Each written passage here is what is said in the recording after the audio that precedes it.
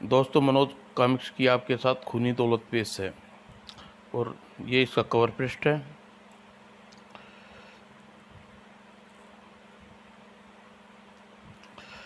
चलो पढ़ते हैं। तो जैसे ही प्रताप सिंह ने पहाड़ी का एक खतरनाक मोड़ काटा, ऊ आह ऊ, सुधीर, अगर मुझे पता होता कि इतना खतरनाक होगा तो मैं भाभी को साथ न लाती। मुझे भी तो नहीं पता था। दौलत हासिल करने के लिए खतरे तो उठाने ही पड़ते हैं, क्यों मिस्टर राजन? आपका क्या ख्याल है? दौलत हासिल करना तुम्हारे मकसद होगा तो सिर्फ चाची के दर्शन करना चाहता हूँ। सिर्फ दर्शन? हाँ हाँ हाँ हाँ। क्यों मिस्टर प्रभा, क्या आप सिर्फ चाची के दर्शन करने के लिए जा रही हैं? Mind your own business mister Ranjit.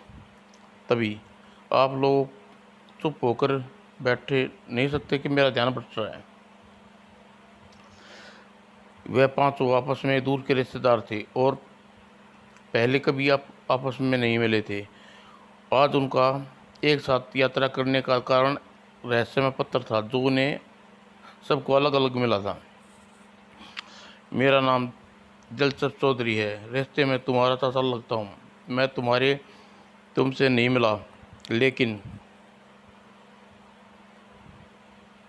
लेकिन अब जीवन का अंतिम क्षणों में मैंने फैसला कर लिया है कि मैं जायदाद और तुम्हारी सारी दौलत अपने रिश्तेदारों में बांट दूँ। इसलिए यह पत्र मिलने से एक सप्ताह के भीतर रामगढ़ पहुँच तुरंत लॉज में ठहर जाओ। वहाँ तुम्हें मेरा सेक्रेटरी प्रताप मेरी हवेली के तक ले जाएगा। तुम्हारा चाचा दिलदार चौधरी। पत्र मिलते ही सब टूरिस्ट लॉज में पहुंच गए और वैन में सवार होकर खतरनाक रास्ते से गुजर रहे थे। यह बात सभी जानते थे कि दिलदार चौधरी नामक व्यक्ति उसका संबंधी अवश्य है और इसी देश में किसी भाग में रहता है। आधे घंटे बाद, ओह माय गॉड, यह पहाड़ी क्षेत्र, यह हवेली देखकर तो हैरान होगी। यह सजावट देखकर अनुमान लगाया जा सकता है कि दिलदार चौधरी चाचा के पास बहुत दौलत थी। आइए आप लोग को कमरे में दिखा दूं। चौधरी साहब आप लोगों को डिनर पर भेंट करेंगे। अपने कमरों में पहुंचकर कितनी हैरत की बात है सुधीर, जिम चाचा ने तुम्हें आज तक नहीं मिली, अचानक तुम्हें अपनी दौलत का हिस्सेदार बनना चाहते हैं। कुछ क्षण बाद, एक्सक्यूज मी, क्या मैं अंदर आ सकता हूँ? ओह, आप आइए। आपका बच्चा बड़ा प्यारा है। क्या नाम है उसका? भाभी। अच्छा नाम है। भाई देवी, आप लोग को यहाँ आकर कुछ अजीब तो नहीं लग रहा? नहीं नहीं, आप कहना क्या चाहती हैं? यही कि मैं अगर बूढ़े को अपनी दौलत बांटनी थी तो यहीं बैठे बैठे ही बांट सकता था। हम लोगों को इस तरह यहाँ बुलाने की क्या जरूरत थी? मिस्टर रंजीत, आपको चाचा जी की इज्जत से लेना चाहिए। मुझे तुम्हारी नसीहत वो सुधीर, मुझे यहाँ का माहौल रहस्यमय लग रहा है, इसलिए तुमको सावधान करने चला आया। बस मैं चलता हूँ। मुझे यह आदमी काफ़ी खतरनाक लगता है, इसके सावधान रहना होगा। रात को डिनर करते हुए समय सब लोग हॉल में एकत्रित हुए। मिस्टर प्रताप सिंह, क्या चाचा जी डिनर नहीं कर लेंगे? मैं खाना लगाने के बाद उन्हें बुलाने जाऊंगा। और खाना लगाने के बाद प्रताप सिंह चाचा चौधरी साहब को बुलाने के लिए चला गया, लेकिन 5 मिनट बाद अकेला ही वापस लौटा। चौधरी साहब की तबीयत ठीक नहीं है। डिनर के बाद आप उनकी लाइब्रेरी में मुलाकात करेंगे। यह बुढ़ा स्थिति को रहस्यमय बनाने की कोशिश कर रहा है। मुझे यहाँ का वातावरण काफ़ी रहस्यमय लग रहा है। और फिर डिनर का आनंद लेने लगे। बहुत स्वादिष्ट है। जी हाँ, जी हाँ। क्या खाना तुमने बनाया प्रताप सिंह? यह बंदा भी बूढ़े से कम रहस्य नहीं लग रहा। ड्राइवर भी है, सेक्रेटरी भी है और रसोईया भी, साथ में सूरत में पूरा भूत लगता है। प्लीज चुप होकर खाना खाइए। और डिनर के बाद आप लोग बैठिए, चौधरी साहब को बुला कर लाता हूँ। तो जल्दी वह आए। चाचा दिलकर चाचा, ओह, तुम सबको यहाँ देखकर मैं खुश हूँ। तुम लोगों को यहाँ कोई तकलीफ तो नहीं हुई, लेकिन जिज्ञासा अवश्य है। कैसी जिज्ञासा? मैंने तो पत्र में स्पष्ट लिखा था, मैं तुम लोगों से अपनी दौलत बांटना चाहता हूँ। वैसे मेहरबानी यह भी बता दीजिए कि दौलत का बंटवारा कैसे करेंगे? सारी दौलत हवेली में मौजूद है, तो तुम्हें यहाँ 15 दिन तक रहना होगा, जिसमें से जो व्यक्ति मुझे सबसे अधिक पसंद आएगा मैं सब से बड़ा हिस्सा दूंगा। उसके बाद अपना अपना हिस्सा लेकर तुम लोग जा सकते हो। उसी रात रंजीत अपने कमरे में सोच में डूब गया। बुढ़ा कह रहा था कि दौलत इसी हवेली में है, क्यों न उस दौलत को खुद तलाश कर लूं और सबके हिस्से पर हाथ साफ कर दूं, चलता बनूं। और अगले पल इस तरह हवेली के खजाने बनाना जाते हैं और कीमती चीज़ें वहाँ छुपा कर रख दी जाती हैं। जल्दी ये कमरे में पहुंचकर वह तय खाने के रास्ते की तलाश करने लगा। उफ, कितनी दूर है! कमरे में कम से कम कमरे में तय खाने का रास्ता नहीं है। यह अलमारी खिसका कर देखता हूँ।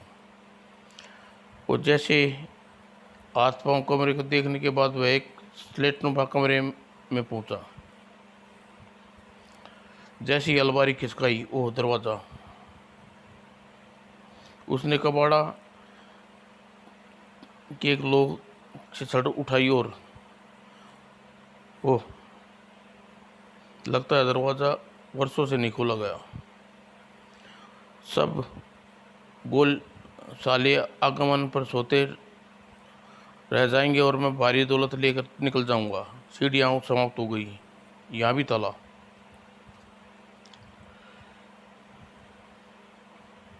और दरवाज़ा खुलते ही भीतर की हवा का रुके एक भयानक झोंके बाहर निकल गया। ओह! रणजीत को ऐसा लगा जैसे कोई अदृश्य शक्ति उससे जोर से धक्का दिया है। ओह! इतनी तेजी हवा कहाँ से आ गई जिसकी वजह से दरवाज़ा अपने आप बंद हो और खुल हो रहा है। अचानक उसके भीतर बैग की ज़बरदस्त लहर दौड़ी। उसे वापस भाग जाना चाहिए, यहाँ कोई गड़बड़ है, खजाना पहाड़ में जाए। और जब उस हवा के साथ एक अजीब सा दुर्गंध भी थी। और जैसे ही सुधीर कमरे के निकट पहुंचा, कमरे के बाहर लता से टकरा गया और बच्चा हवा में उछला जमीन की ओर गिरा। ओह मेरा बच्चा! क्या मेरे बच्चे को क्या हो गया? इसकी सांस नहीं चल रही। सांस नहीं चल रही? ठीक से देखी लता। ओह! अगले पल सुधीर जल्दी आओ। क्या हुआ लता? सुधीर, बेबी को कुछ हो गया है। मुझे दे बेबी को। इसने एक टक्कर मारी, बेबी गिरा और मेरे बच्चे का कातिल है। ओह, ये आप क्या कर रही हैं? सुधीर ने बच्चे को लाया। भाभी भाभी, मगर बच्चे की हरकत नहीं की। शोर सुनकर प्रभा राजन कमरे से बाहर आ गई। क्या हुआ लता बहन? रो क्यों रही हो? हमारे बेटे को कुछ हो गया है, इसने गिराया है भाभी को। तभी अरे यह तो ठीक हो गया। हाँ भाभी भाभी, मेरा लाल को क्या हो गया तुझे?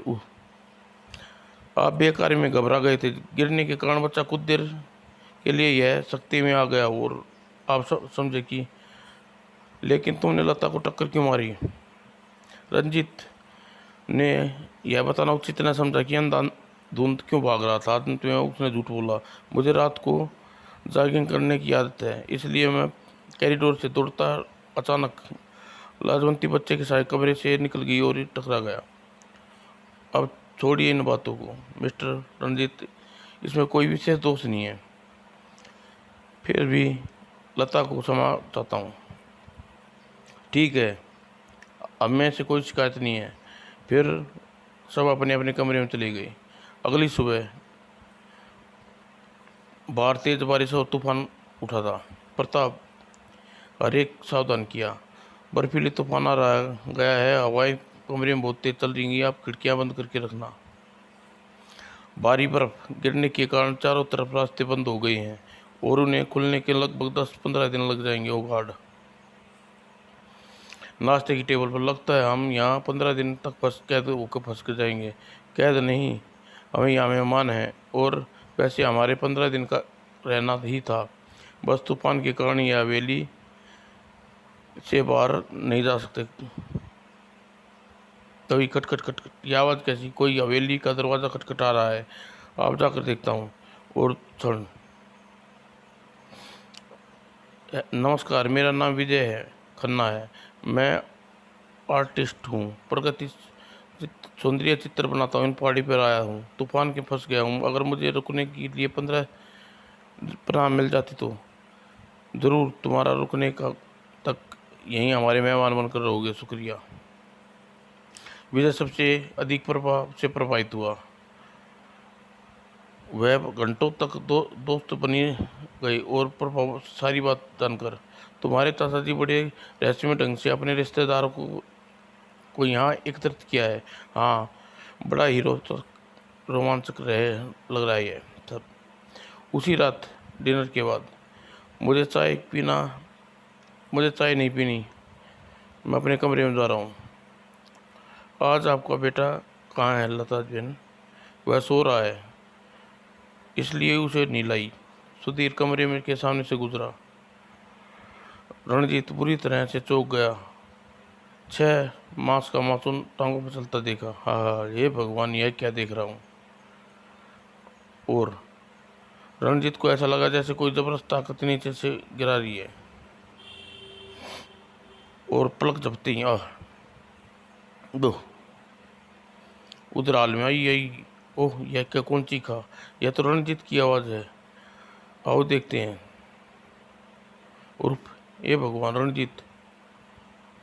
ऐसा लगता है जैसे किसी ने जानवर ने इसकी गर्दन चबाई है। कुछ देर बाद पुन हाल में थे। रणजीत का खून किसने किया? यह रणजीत की चीख सुनाई दी। हम सब इसी हाल में मौजूद थे। चौधरी साहब, मेरा विचार है रणजीत का कत्ल आपकी जायदाद के कारण हुआ है। क्या मतलब? जिसकी वारिस कम होने से ज़्यादा उतनी ही ज़्यादा हर एक को हिस्से में आएगी, उसके उलझन में डाल दिया। मैं अपने कमरे में जाकर सोचना चाहता हूँ। और फिर उस लाश के बारे में क्या हुआ? अगर तूफान रुक जाए तो सुबह पुलिस को खबर कर दी जाएगी, वरना यह बर्फ में दबा दिया जाएगा। और बेघर और बेहतर यही है कि हम आप लोग आपस में बात करें। और दिलदार चौधरी अपने प्रभात सिंह के जाने के बाद हम में से कोई कातिल नहीं है। अब रणजीत को मारा, हम सब एक दूसरे के सामने मौजूद थे, लेकिन दिलदार चौधरी हमारे बीच में नहीं थे। और हाँ, लेकिन चाचा जी कातिल नहीं हो सकते। उन्हें तो खुद भी अपनी दौलत देने के लिए हमें यहाँ बुलाया है। कुछ दौलतमंद लोग हमेशा सनकी होते हैं। हो सकता है चौधरी साहब मानसिक बीमारी हो, लेकिन चाचा जी अपने अपंग हैं। वे भला हत्या कैसे कर सकते हैं? हो सकता है वे नाटक कर रहे हों। हमें प्रिंस विजय की बात पर ध्यान देना सोचना चाहिए। और अगली सुबह बर्फबारी के रुक देने के कारण रंजीत की लाश को एक गड्ढे में डाल दिया गया। उसी दिन लंच के बाद मैं ज़रा विजय के कमरे में जा रहा हूँ, उससे कुछ मशवरा करना है। कुछ देर बाद भाभी को दूध पीने ते सो गया। लता कपड़े धोने के लिए बाथरूम में की ओर बढ़ गई। प्रभा इस वक्त अपने कमरे में बैठी उपन्यास पढ़ रही थी कि अचानक दरवाज़ा की आवाज़ सुना। ओह भाभी, मगर यह कैसे आ गया? अरे तुम अकेले कैसे आ गए? लगता है तेरी मम्मी तेरा ख्याल नहीं रखती। खैर, दोनों थोड़ी देर खेलते हैं। अचानक भाभी के चेहरे पे विकृत होने लगा। हा हा हा हा। अरे प्रभा घबरा कर उसे अपने ऊपर से हटाना चाहा, और लेकिन सुधीर थोड़ी देर पहले विजय के कमरे में जाकर बैठा था कि ओह, यह तो किसी महिला की चीखने की आवाज़ है। ओह, शायद लता की। दोनों फौरन बाहर की ओर दौड़े। और आपने भी चीख सुनी? चीख की आवाज़ प्रभा के कमरे से आई है। थैंक गॉड, यह चीख लता की नहीं है। और प्रभा का दृश्य देखकर जड़ खड़ी रहेगी। ओह गॉड, ओह। एक बार फिर गड़बड़। हाल में एकत्र थे। विजय, बात ही ठीक लगती है। हमें ऐसे कोई दौलत का लालच में हत्या कर रहा है, लेकिन कौन? मैं और प्रताप सिंह हाल में शतरंज खेल रहे थे। हम दोनों एक दूसरे बेगुनाह हैं।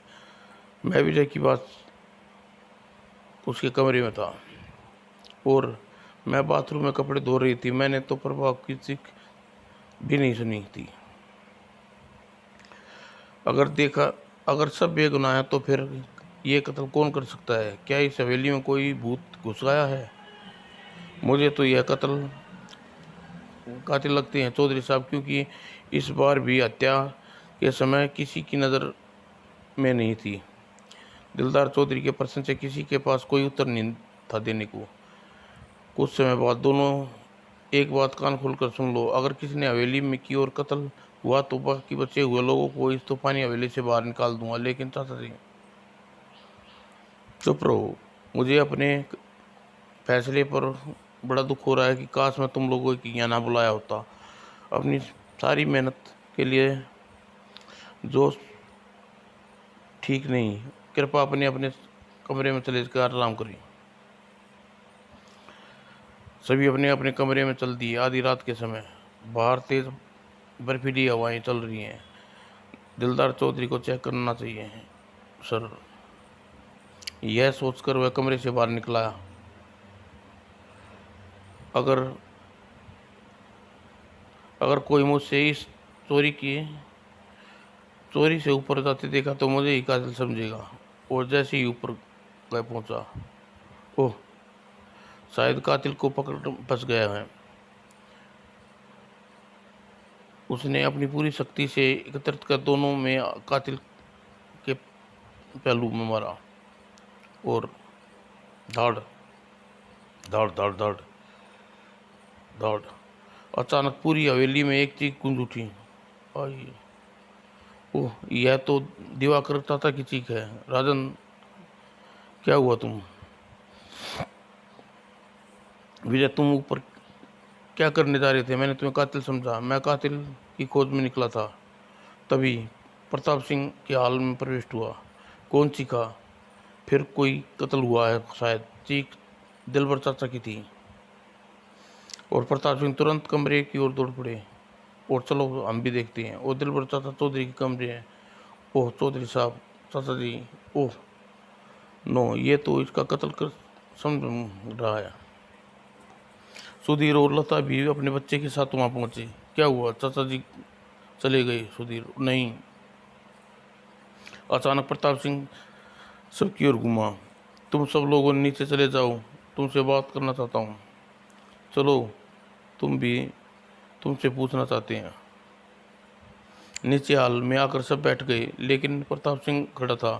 तुम लोगों में से किसी ने मेरे मालिक को मारा है। कातिल तो खुद सामने आ जाए या वरना तुम सबको मार डालूंगा। क्या बकवास कर रहे हो? तुम खुद संदेह कर रहे हैं और फिर हो सकता है सारे कत्ल तुम कर रहे हो। मैं परसों से मालिक साहब की सेवा करता था आ रहा हूँ। मैं भला उसकी जान क्यों लूँगा? दौलत के लिए इंसान अपने मालिक को क्या अपने बाप का भी कत्ल कर देता है। क्या तुम्हें सेठ जी की दौलत का कब्जा करना नहीं चाहते? चुप रह कमीने। और राजन तुरंत हवा में उठा और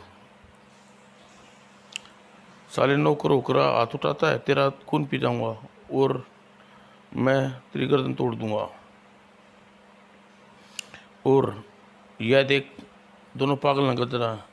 होश में आओ प्रताप सिंह, इस समय आपस में लड़ने का नहीं है। छोड़ दो मुझे। यह व्यक्ति मेरे मालिक का कातिल है।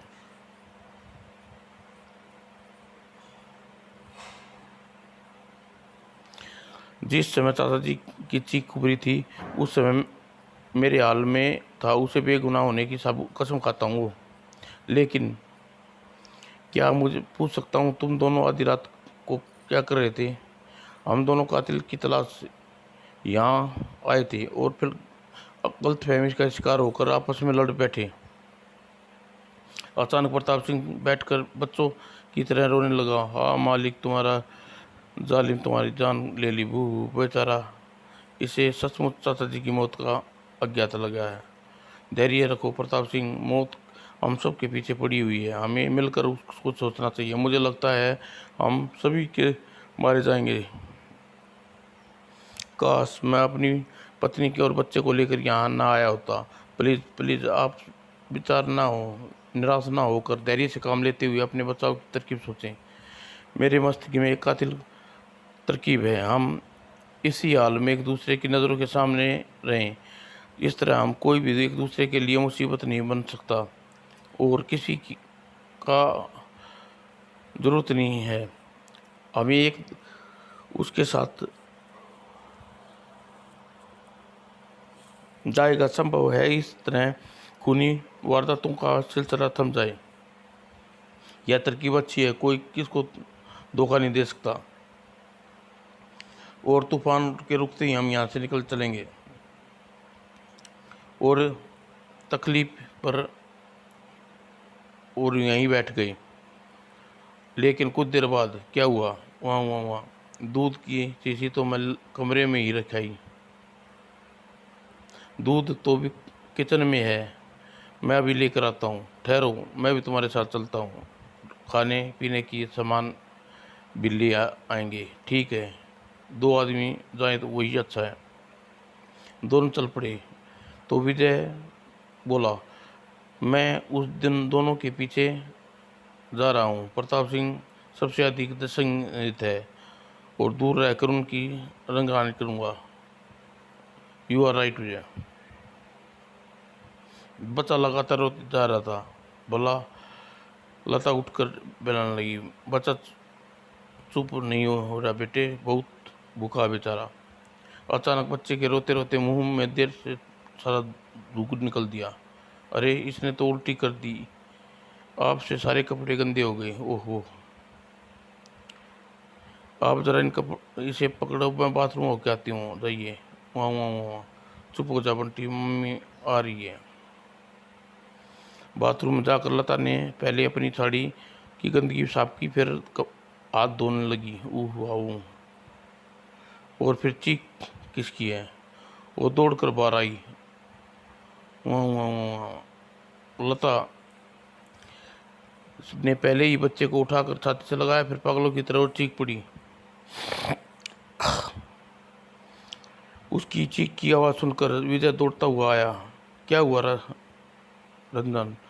और सुबह और प्रताप सिंह सुधीर भी वहां पहुंच गए। ओ गॉड, उप राजन भी गया, मगर किसने इसके साथ थे? लता ने रोते हुए उसे राजन के अकेले हो जाने के बारे में बताया और प्रताप सिंह ने क्रोध में विजय को देखा। तुम्हारे जासूसी करने की क्या जरूरत थी? यहीं रुक कर उसकी और लता की क्यों न रुके? मैं शर्मिंदा हूँ। मैंने समझा कि राजन और लता एक दूसरे का सामने रहेंगे। मैं इस मनुष्य हवेली से एक पल भी नहीं रुकूंगी। कातिल हमारी तरफ, मुझे यहाँ से ले चलो सुधीर। तूफान के कारण हम बाहर नहीं जा सकते लता। अगर जान बचानी है तो तुम्हें इस हवेली से बाहर जाना ही पड़ेगा। बर्फीली हवाएं जान ले लेंगी और फिर हमारे साथ एक मासूम बच्चा भी है। मेरा विचार है रात को किसी तरह गुजार लें, सुबह होते ही हम हवेली से निकल चलेंगे। ठीक कहा, लेकिन रात हमें यहाँ रुक कर लाश के पास नहीं रुक सकते। वहाँ एक कमरे में आ गए और किसी की आंखों में नींद नहीं थी। बाहर अभी बर्फीली हवाएं जोर जोर से चल रही थी। इधर शेष रात बिना किसी अप्रित घटना के बीत गई। सुबह हुई, ओह बर्फबारी बंद हो गई, लेकिन तेज हवाएं अभी भी चल रही हैं और हमें तुरंत यहाँ से निकल जाना चाहिए। ठीक है, बच्चे के लिए दूध और खाने का सामान ले लो। अगर हम तूफान में फंस गए तो खाने के सामान की जरूरत पड़ सकती है। लता, बहन और विजय खाना को सामान लेने के लिए सुधीर और बच्चे के साथ यहीं रुकता हूँ। और ठीक है, भाभी ने मुझे दे दो और विजय के साथ जाओ। और कुछ देर बाद लो मैं गर्म दूध करके प्लास्टिक की प्लास्टर में भरती हूँ, आप खाने की चीज़ सामान पैक कर लीजिए। ठीक है। गर्म दूध होने के 5 मिनट में अधिक का समय लगा। लता ने प्लास्टर को भरकर विजय की ओर बढ़ा। उसका क्या हुआ? तभी बाहर चीख आवाज सुनी, है भगवान! दोनों पागल की तरह बार भाग की ओर दौड़े और कमरे में प्रवेश हो गए। Oh no! और सुधीर बेबी, ओह वहाँ! लता पीछे किसी कमरे में प्रविष्ट हुई। ओह वहाँ! ओह सुधीर,